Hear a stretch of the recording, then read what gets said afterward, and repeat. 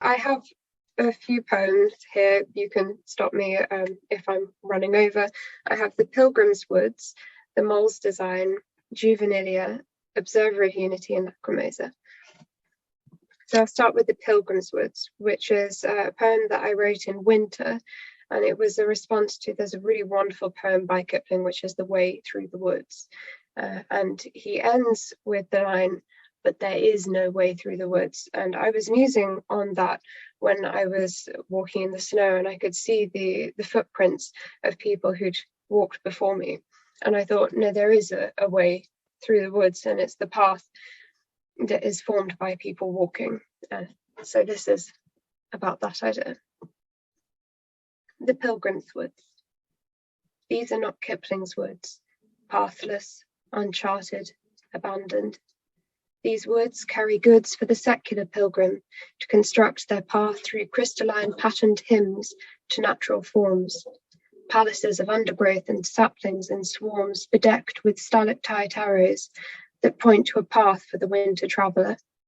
These woods are traversed by imposing prints of past pilgrims whose breath the grey air has now swallowed in echoes of a chambered past. The phantom deer is rooted to the road through these woods by its warm dye that has bled a hole in the snow. It turns its majestic head towards a new traveller, whose body on the horizon grows. Away the deer runs, trailing quavers of shamrock green. These woods have a road that widens with passengers, expanding with diminishing snow and dissolving when it melts. And this is The Mole's Design, which is inspired by the caves that you see in cliff faces. I always thought there was a story there, and it's a little bizarre, the story that came out, but here it is. The Mole's Design. The giant moles have eaten at the coast again, tossing aside the ravaged rock like soil. Their tunnels are incomplete for all their toil, and their myriad caves, and none of them are den. The holes they left behind have no occupants save the influx of misty ebony in torrents. It washes over the welcome mat and warrants the entry of Poseidon's numbered guests, the aging clam, the mermaid's purse, the dumbly floating jellyfish. All are gone by morning, thrown into the sea's protective pram and rushed away as the bumbling lamb. The erosions whisper solitudes as the pram goes on its way. Yet what is the tragedy? These erosions were failures, a temporary work of vanished labourers and no more meant to lurk than Apollo's fiery chariot. But it is a pity these caves are empty. The coast is marred by crevices at which the sea begins to riot, yet riots do not move the moles that love to fester in their quiet. Poseidon's grumbles seek them out with dull and throbbing shout. You have ruined my companion cliffs and are no more seen about. The hollow homes have guests so few, guests that run on waves' path new, away from the mole's designs. They are permanently temporary, permanently lonely. The moles return when river brews with fierce titanium wings, flightlessly clambering over the beds with power to make lava shiver. The moles, they mark their doors with red to strangle the watery angel's head, but still it comes and with disdain floods through their tunneled homes.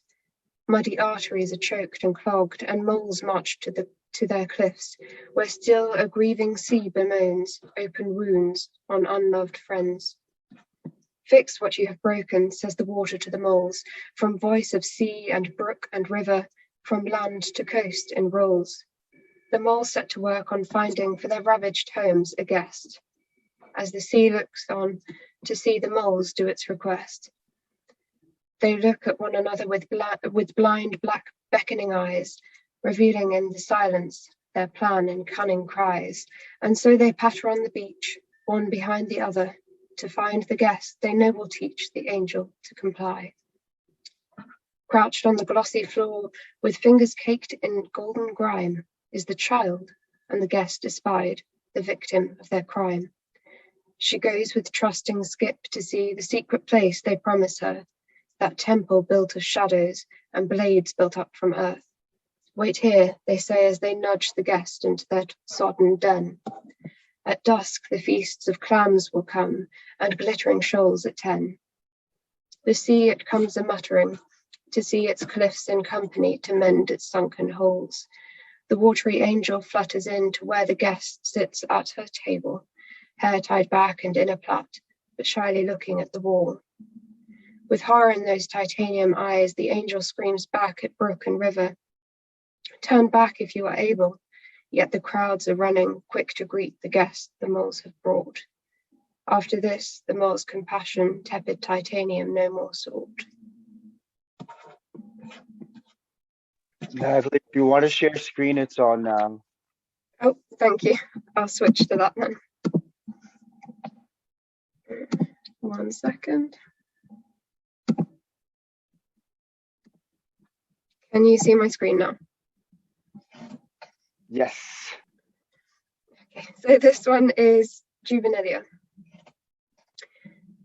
This space in which I stand is a cobbled space of cobbled walls and paths and people, the gallery a pristine land of luminescent continents and conditioned rustic style.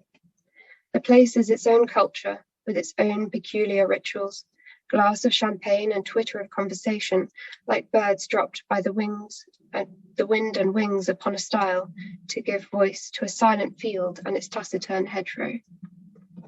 The evening is regimented in military fashion, without the need for military cries. The people know when to stand, move, comment, experience. This room has not received the orders, too far below the rank and file. It is defiant and disorderly, amber warmth darting about and waging war on ivory falls, the light unsure of its spectrum, its manual.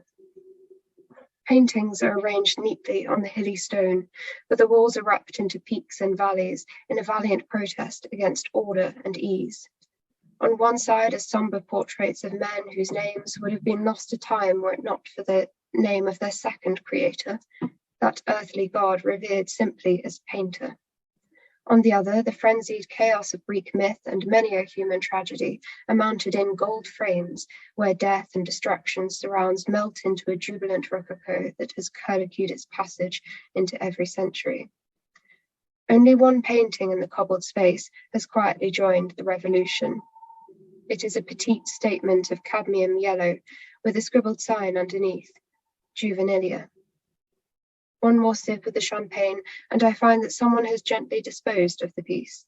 I notice, too, that the mountainous walls have ceased their ascent, sanded into submission. Observer of unity.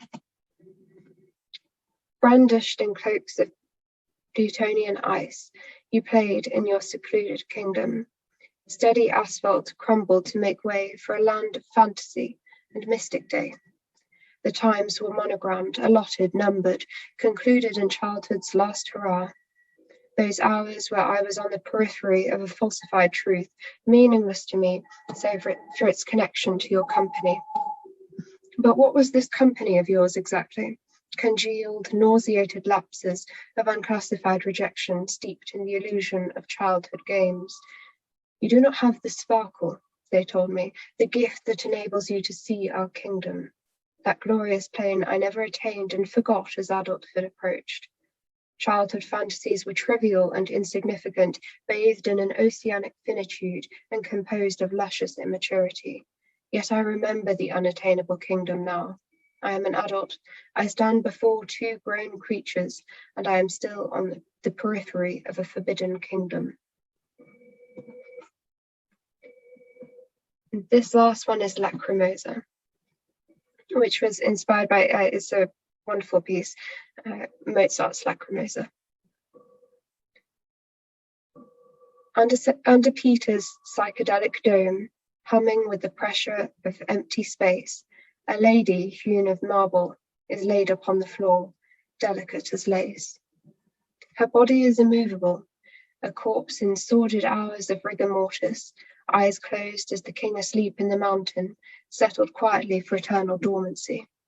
There is no need for an accomplice to this strange occupation of the basilica. No one sees. The people crowd the floors like clustered undergrowth beneath a jungle's stretching canopies, where every hopeful shrub competes for a glimpse of the selfish sun. All is wrapped in a dusty amber mist beneath the upper leaves. All life is busy, aspiring, drunk on existence. So a muted presence goes unnoticed. The pietà is missing from its molten pedestal, a vacuum touched by ancient grief incredible. The anguish was too great to be forever fixed and viewed and magnified in the hearts of distant onlookers.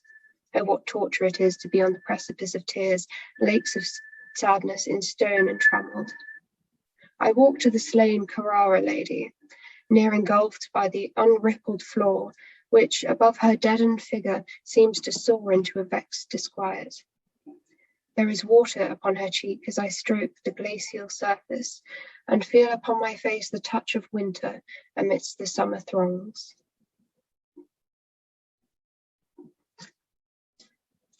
Thank you for letting me read. That's the collection. Natalie, it's only been 11 minutes. If you want to read a couple more, feel very free. I can. Or to come back a little later, do another little set later on. I can actually. It'd be great. Yeah. What?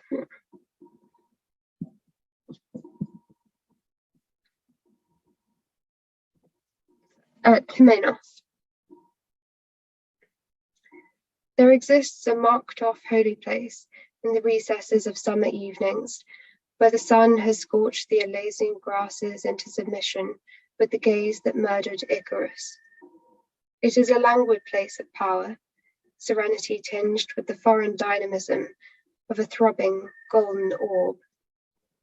In this place, small stone pillars wedged haphazardly into the soil are the impressive heads of Easter Island, and the beds of clovers underfoot amass their leaves in fours. In this place, the dandelion clock clings to its feathered seeds as the falcon to its prey. Time is not permitted to knock upon the doors of the Timenos. I left this place to seek it, to blow the parachute seeds beyond the reverie and watch them climb upon the weaving winds. I succeeded. I found time lurking beyond the threatening heads, ran past the moai as they cried. Expressionless warnings? So it would seem. For now I am stepped out far and cannot remember the route to the Timenos and its masthead sun, that god of stagnant hours. My dandelion's withered crown crumbles in my fist. I seek the land that once was mine, and now.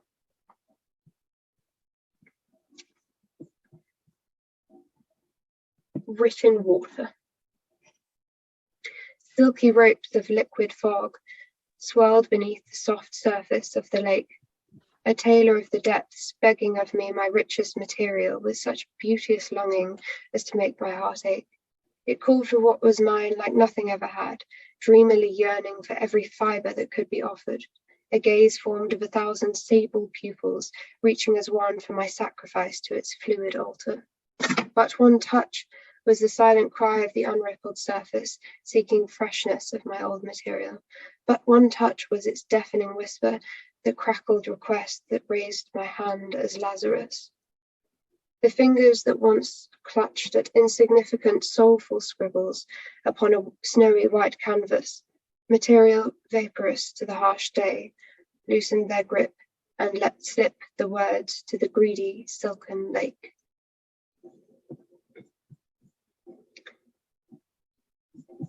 Natalie, the screen you're sharing is not the one you're reading, just so you know. I shall just change that.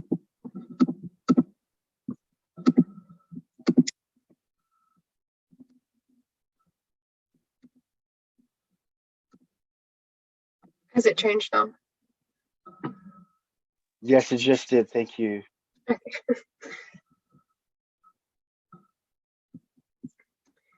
Passiflora edulis. The passion fruit lay cold upon the counter, its plush yellow innards enclosed in a maroon casing, untouched. Its piquant strivings were an unheard thunder, crying in the crawling froth, crying for someone to see its vibrant offerings, to engage with its valiant dialogue of the senses, its crisp, dancing perfume and its glittering explosive beads. The fruit was ripe, but hidden, held at a height above a town of Mandeville's men, whose heads, ensconced in their chests, could not see up to the towering nest where the passion fruit was laid to rest. Lest we forget, this fruit was mortal. With each soft plod of the feet of the men died the sweet in the den of the passion fruit.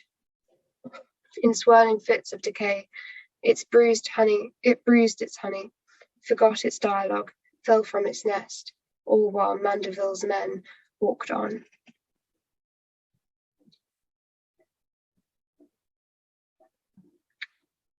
Cardea's watch.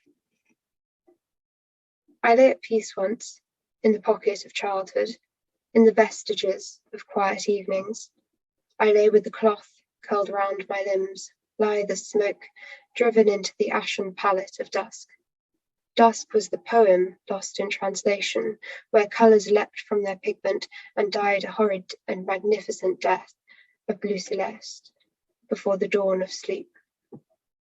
I used to think you came to watch dusk's inspiring invasion, but your gaze was always more intense than mine, more constant than mine, more threatening. Cardea, you were the woman hung upon the hinges as Christ upon the cross. Never once did you abandon your post, maintained with such fierceness, such loyalty, as to make bitter morn shiver. Yours was an ashen figure lost to words, with no parallel in Slavic frailty. I was told you were my guardian, but your presence was a plague upon my mind. What secret did you know of dusk that I knew not?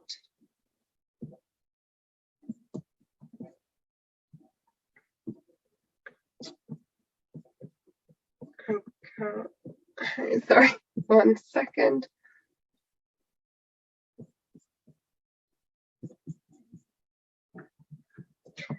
Prometheus. Beleaguered, I lie entrenched in this state, a state of constant denouement, bound by ties of fate. One ability I lack, the one I do but seek, the ability to perish, the ability to sleep. Yet I know it does evade me. I am but what I am, nothing but expectancy, a mind of future darknesses caught up in iron tresses. Veni, vidi, vici. I came, I thaw, I conquered, I stole. Flames of retribution toll, and now, O bestial enmity, curiously cruel, dancing eye, salutations to the eagle, the old friend whose return is an indemnity, whose ways restore my reddened embers, who too knows nothing but this. I am but what I am, consumed by, reigned by, exalted in fire. Its aviary. The moribund form of the heron hangs in my mind, still, gaunt, receding into the abstract on a lake of clouded lime. Its presence stretched across the water, nothing but heavy elegance to anchor its body to the distance. It floated above the horizon's muddy banks, perfect, undirtied, separate, an eternal white monolith, eerily temperate. This king of the horizon had no bristling feathers, no sharp eyes, no threatening beak. It was an upright toy soldier, unpainted, an unmoving deserter, at peace, alone. Its whiteness bled into the velvet green shadows, poisoning the drooping boughs until its whiteness dissolved into a striking sun, and the lake became an abyss of ivory light.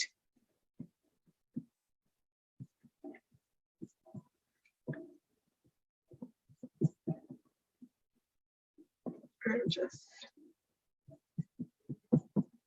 find them out.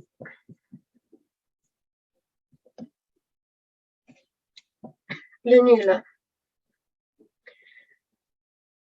Astronomy. A catalogue of distance, an armory of unearthly things, stars casketed in pressured space, the way alabastrine pages host crushed flowers. Orion, Andromeda, Ursa, Amomum, forget-me-not, Bluebell, Hyacinth and its bowers. Constellations no more than whispers of petals, moons no more than erupted holes of fraught needlework, in a velvet night of Prussian blue, where the sun conjures no day. The shine on treasured worldly elements, gold and silver metals, is vanished into a place where visual truths curl into themselves. My every finger is a body of astronomy and its familiar mysteries. Perfect half-risen moons emerging from each nail's quiet treasuries. 20 once crescents encased in blushing pink, meek and unnoticed. The universe's calendar is written on human hands, Hanukkah's 8 days inscribed upon 8 lunar tablets of crushed rose, softly echoing through plush flesh come faint murmurs of the Zemarot. The thumb a celestial countertenor in its own domed synagogue. Winter's phantom moon lurks in day's blue waters, and summer eve's grey globe rises on 10 fingers. How am I doing for time? You're at 20, but I think we all want to hear another. Okay, I shall find one more.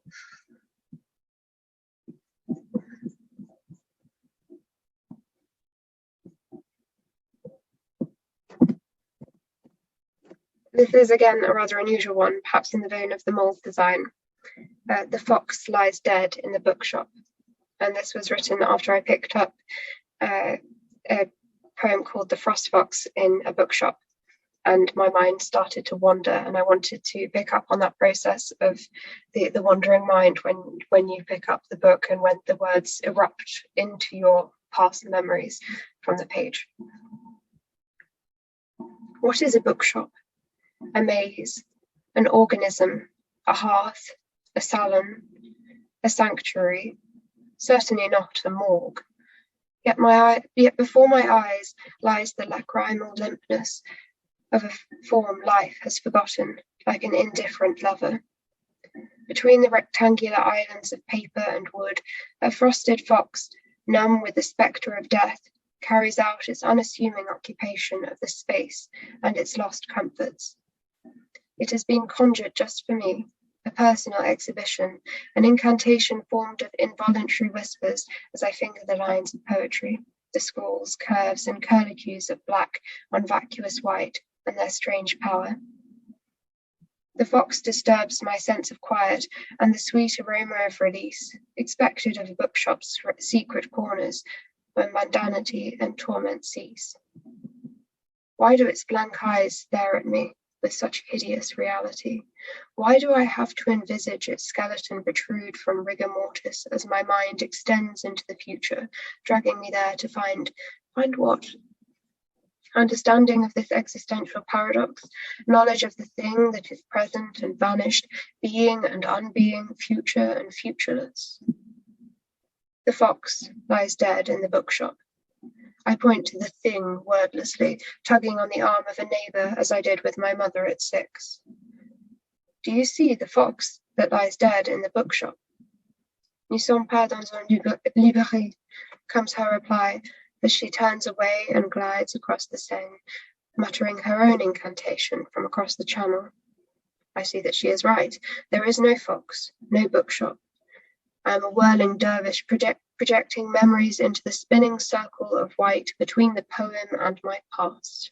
I am propelled into an alternate plane in which, though I go by the same name, I am other. A child once again, wandering into the undergrowth and finding the skin of a hedgehog. The hedgehog lies dead in the forest, comments my adult self. The child does not see the limpness. The child sees only the irregular chestnut spikes and a peculiar treasure that strikes a chord in the heart of the explorer. I have found the treasure in the forest, the child tells me, unaware of the thing as she stares at my face with queer glee. The father approaches the child and points to the small skull beside the treasure. The thing, says the child, rubbing her palms to rid of it, as though the thing were contagious. The thing is on me, she says with panic, as she stares at the imagined prick of the hedgehog's spikes. I stop spinning. The circle wanes. The child is gone, and the fox lies dead in the bookshop.